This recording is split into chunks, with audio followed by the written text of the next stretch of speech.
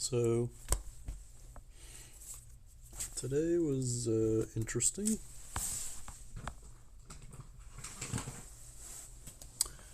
Interesting from an emotional standpoint, in that I cannot stop being angry. Um, Anger has kind of been an issue that's been going on with me since, I don't know, like forever. But most, kind of this latest season of anger, um, it's been going on since, I guess, maybe January of this year, when my mix of meds changed. One of the things that I need to look at, this is not something that's, ordered by my therapist or anything. It's just, this is something that it's a open question that I haven't been able to satisfactorily answer for myself. I don't know that I'll be able to come up with an answer, you know, in under an hour, which is probably the most I can stay awake before I just start to involuntarily fall asleep.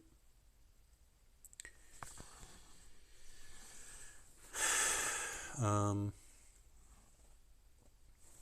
the question, as I interpreted it or kind of written it out for myself, was to reflect on messages coming from external sources on what rational emotions mean. In other words, what rational emotions mean to other people. Actually, I need to see something. Which camera on here is the video one?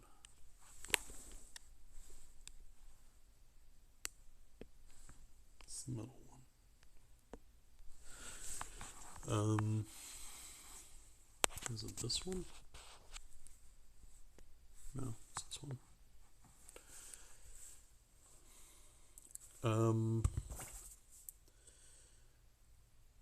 And I also need to think about what rational emotions mean to me. So, right now at least, I'm more apt to frame things with regard to, the specific emotion of anger, and what that anger means to me. And also to other people. But, there's a whole, spectrum of emotions that really I haven't been accessing as much lately. Just haven't been able to, just because they're overshadowed by fear and anger and stress and anxiety and worry.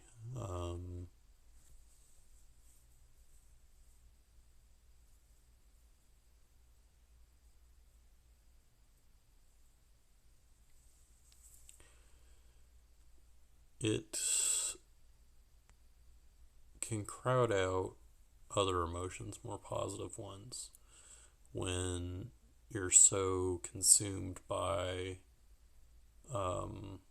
one set of emotions, or one side of a spectrum, or I guess one chunk of it. And I try not to think of things in terms of like a linear scale so much as just, one of those like 3D loopy looking things, that they use for math and other stuff.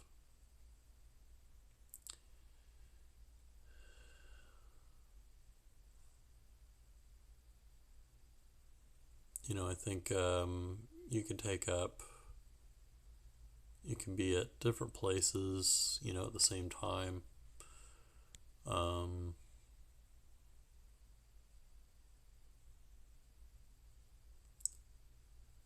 and still have one emotion be dominant. So I can be trying to enjoy something, you know, going out and eating dinner, you know, that's a fun thing to do. But when you've got anxiety, it's there too, and it's kind of like an unwanted guest, an uninvited guest, I guess. And it keeps trying to focus all the attention on itself. You don't want it there, but it's a part of you. Um, and emotions don't have to be a part of you. You can try to get some distance from them. You can go, I am experiencing this emotion, but I am not this emotion. Um, there's a difference between saying I'm anxious versus I'm having feelings of anxiety.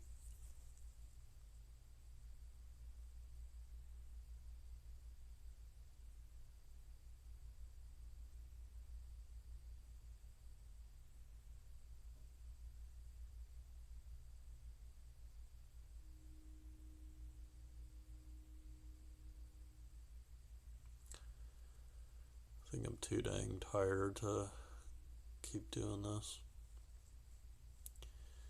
One of the things that's kind of haunted me is not just experiencing my own emotions, but having to vicariously take on the emotions of other people. And I don't mean that as like some kind of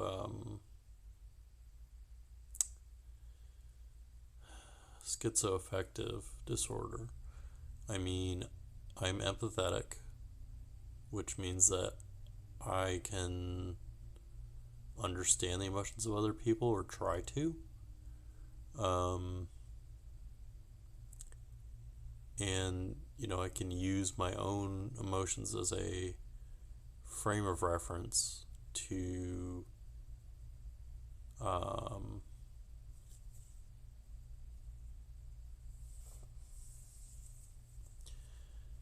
to sympathetically take on theirs as well, to a degree that um, I'm assuming both their emotions and my own. If someone is grieving, I can grieve with them because I've got grief as a, uh, because I have prior reference points in grief. And, by trying to imagine myself in their place, not only do I have my old emotions from old experiences, but I can take on theirs from their experiences, and now I have their emotions as a reference point.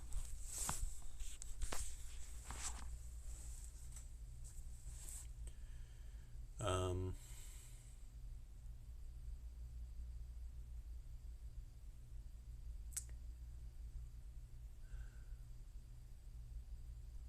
that can be very draining, though,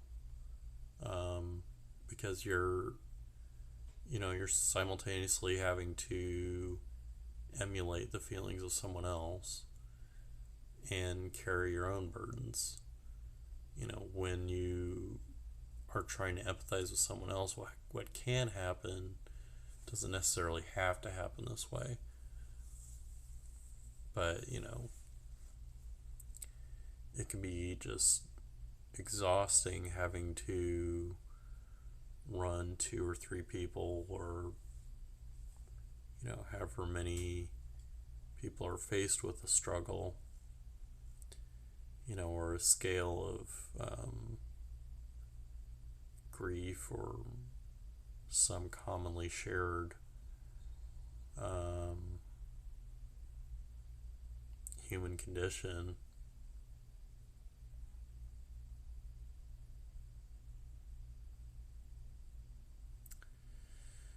And you're just expected or expecting yourself to be able to take on the emotions of all those people and completely understand that grief. And just the fact that you're never going to completely be in line with all those people's grief, or really, I guess I should say, um, those negative emotions held by other people. Because I think when it's a positive emotion, it can be uh, it can have its own host of problems.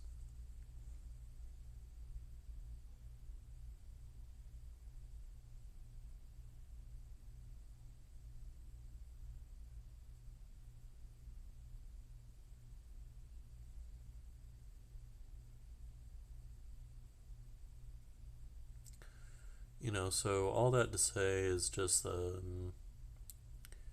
yes, I'm capable of feeling for other people. Uh, I was gonna say one other thing, like the fact that you can't perfectly emulate someone else's emotions. That can kind of add its own secondary burden to you, because as close as you could get to someone else, you're not going to replicate their emotions perfectly one to one. You can get close enough, but once you start scaling that empathy up to larger groups of people, and you're trying to capture um, all the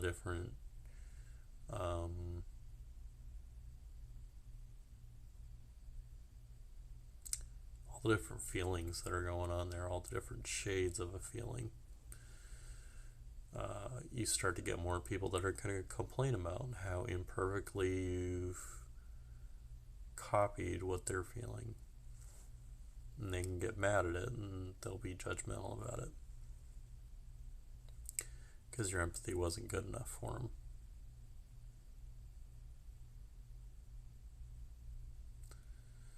Which I guess segues nicely into trying to talk about how do you make sure that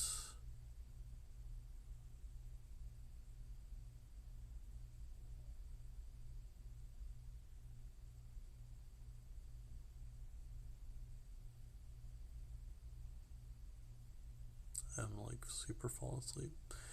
How do you make sure that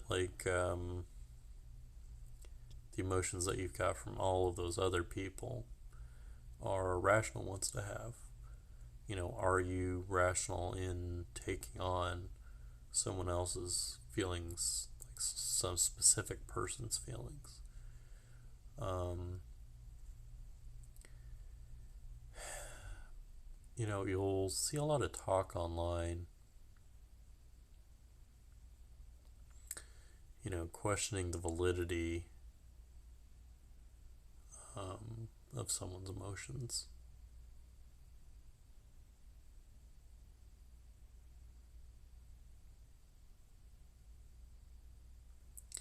Because a lot of times you'll have someone crying who ought not to be crying. They're crying about the wrong thing. Their emotions aren't valid. Um,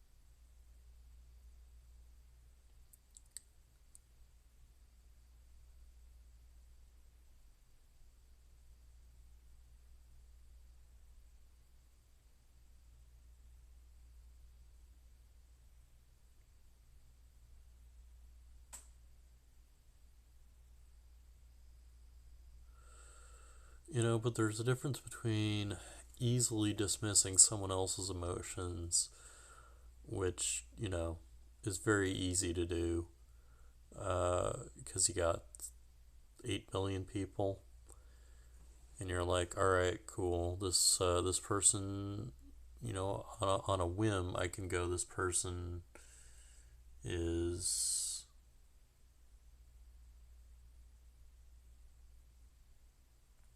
um,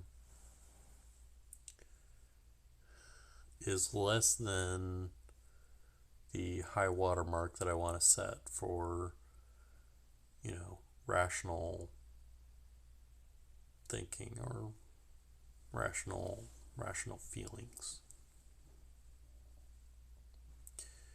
You could just overlook them. Just keep on moving to the next person. Um,